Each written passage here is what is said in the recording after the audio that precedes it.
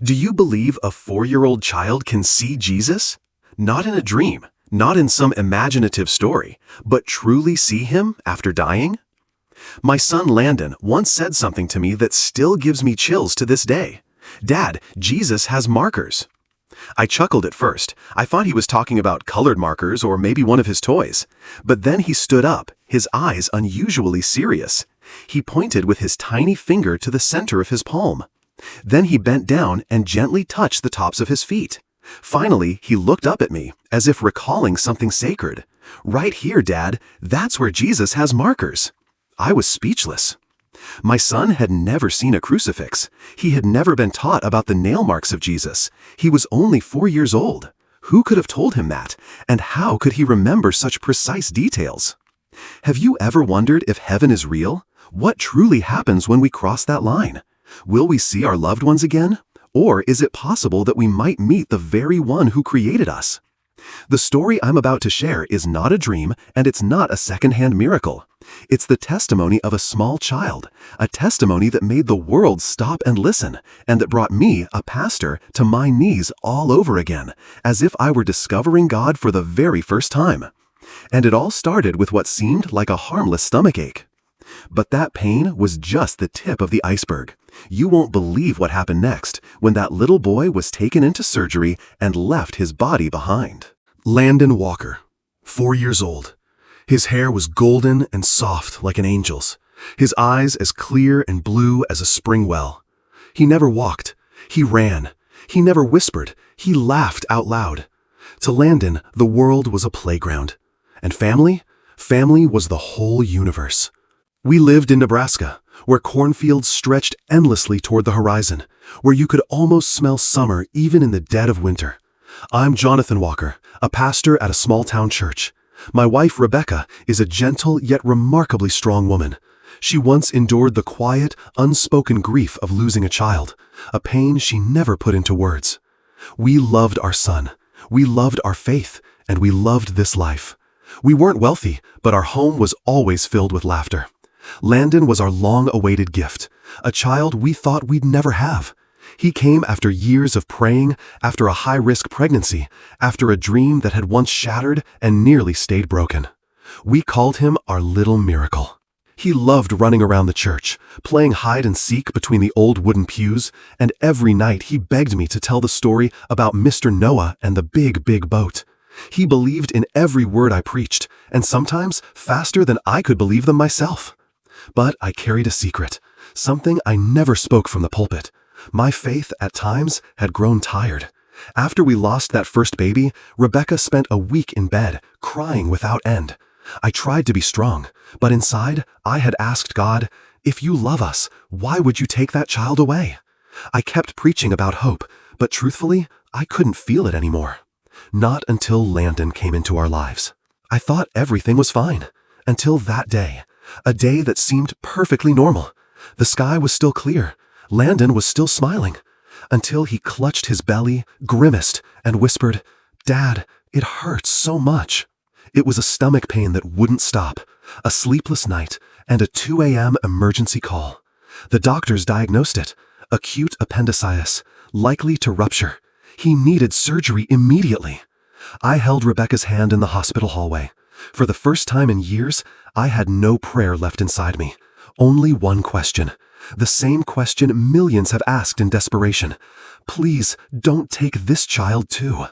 But sometimes, to give you a miracle, God has to lead you through fear, through suffering, even through death, just so you can see life more clearly than ever before.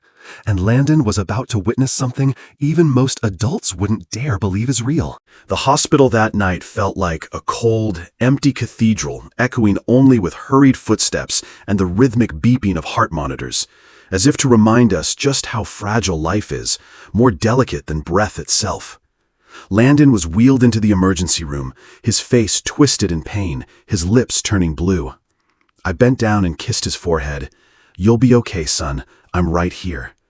But what I didn't realize was that those words weren't for Landon. They were for me. The doctors moved quickly. The appendix had already ruptured. Infection was spreading rapidly through his abdomen. They had to operate immediately. Any delay, or we could lose him. Rebecca sat frozen like a statue, her hands clenched so tightly they turned white. I had never seen her like that before, silent, shattered, and I wasn't much better. As a pastor, I had stood at countless hospital bedsides, prayed over sick children, and whispered words of comfort to grieving families. But now, with my little boy teetering between life and death, I had nothing left to say to God. Just a silence that felt more terrifying than any curse ever could. The surgery began. Time dripped by like water in a desert. Every minute felt like a lifetime. I paced, sat down, stood back up. 2 hours passed, then 3, and finally the door swung open. The surgeon stepped out, his mask still stained with streaks of blood. He didn't speak right away. He exhaled heavily first, then looked me straight in the eye. "There was a moment," he said, "when we thought we lost him. His heart stopped for almost 2 minutes, but then it started beating again. We can't explain it. No medication was given at that time. No action was taken in that instant. It just came back." I collapsed to my knees, not out of relief, but confusion.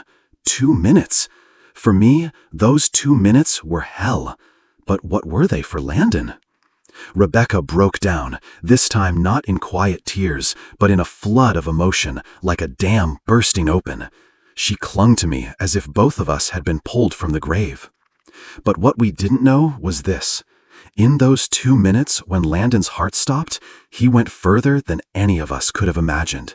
Further than the operating room, further than the hospital, beyond the edge of life itself. In that moment, when it seemed like he no longer existed, Landon began a journey one no map could trace, no science could explain. A journey that would change him forever. Because when Landon opened his eyes, the first thing he said wasn't, "It hurts," or "Where are Mom and Dad?" He looked up and said, "I saw Jesus." And that was just the beginning of a story that would leave the world speechless. I'll never forget that morning. The sunlight spilled through the hospital window like a gentle promise. Rebecca was asleep, slumped beside Landon's bed, her hands still wrapped around his. And I just sat there in silence, watching my son breathe again. It felt like a miracle, like something that didn't quite belong to this world. Suddenly, Landon opened his eyes. There was no confusion, no fear. His gaze was brighter than usual, as if something inside him had just been lit. He looked at me and whispered, in a calm, steady voice, "I saw Jesus." I smiled, thinking maybe he was still dreaming, still drifting in that fevered haze. But then he continued, without me asking a thing. Jesus was wearing white robes with a purple sash across his shoulder. He came down gently, like he wasn't even touching the ground. He raised his arms, mimicking an angel descending. "Jesus has marks," he added. I frowned. "What kind of marks, son?" Landon stood up from the bed, his legs still weak, but his eyes steady, as if he were leading me somewhere I'd never been. He held out his hand and pointed to his palm. Then he bent down and touched the top of his foot. "Right here, Dad, that's where Jesus has markers." I froze. I had never taught my son about the crucifixion. We didn't have any images of Jesus on the cross in our home. Our church was a gentle branch of the Protestant faith. No statues, no blood, no graphic depictions.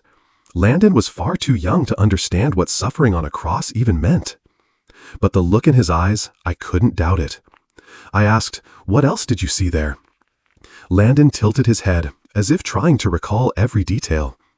"It was bright, brighter than sunlight, but it didn't hurt your eyes. There were colors, colors we don't have here. They sparkled, the color of life. I played with lions. They were gentle. Some people were painting, others were flying. There was a lot of music, but not like ours. You don't hear it with your ears, you hear it in your heart." I didn't dare breathe. Then Landon continued. "A little girl ran up to me and hugged me. She said, 'I'm your sister. I died in Mommy's tummy, but I'm okay now.'"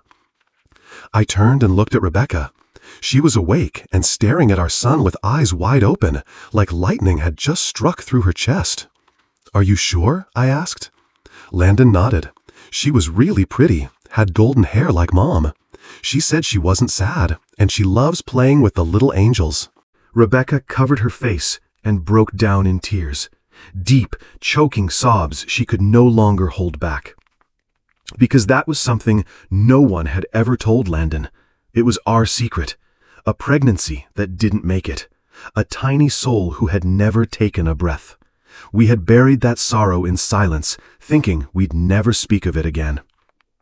And yet, the name that was never spoken had come to life through the words of a child who could not have known. I asked Landon, "Were you sad to leave?" He paused for a moment, then said, "No, because Jesus told me I had to come back. He said, 'Your mommy and daddy need you. You still have something to do.' And then I fell, fast, like someone turned off the light." I used to think I understood faith. I'd preached countless sermons about heaven, about hope, about the life beyond this one. But never had those words felt so real, so alive, so full of sweetness, weight, and light as they did through the voice of a 4-year-old boy. And from that moment on, I knew I wasn't the same man anymore. But that was only the beginning, because what Landon was about to share next would make the world stop and ask the question, are we living without even knowing what waits just beyond death? In the days following the surgery, Landon recovered with a speed that felt almost unreal. But it wasn't just his body that healed. It was as if he'd been born all over again. There was no panic, no confusion, no frantic questions like most children ask after surviving a near-death experience. Instead, Landon spoke of what he had seen with an almost unsettling calmness, as if heaven was just a place he had visited after school, nothing more. The story didn't end with Jesus or the smiling lions. Each day, Landon added another piece to the puzzle. One day, he told me, "Daddy, there's no darkness there. Nobody's ever sad." Another time, he said, "I saw your grandpa. He doesn't need a cane anymore. He runs faster than I." I stood frozen. Landon had never met my grandfather. I didn't have a single photo of him to show. But Landon described him in detail, from his old brown shoes to the way he used to tilt his head when he smiled.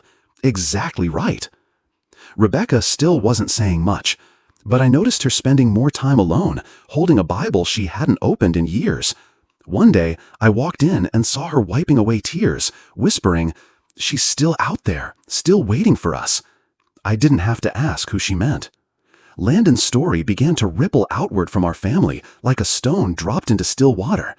It started with his grandmother, then spread to members of our church, and even to people who didn't believe in God, but found themselves captivated by the pure, unfiltered voice of a 4-year-old boy.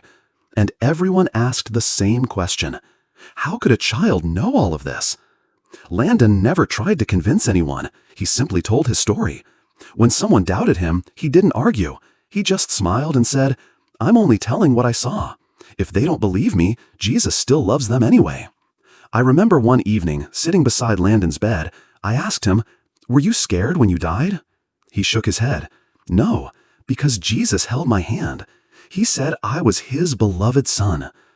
I looked down, overcome. I had spent my whole life preaching about unconditional love, but it wasn't until that moment that I truly understood. This was a love big enough to hold a child through death itself. We began writing down Landon's words, not to publish a book, not for fame, just to remember, so that if one day he forgot, we would still have these pages like signs from heaven that what he saw had truly happened. But what we didn't realize was this: the more we wrote, the more Landon remembered.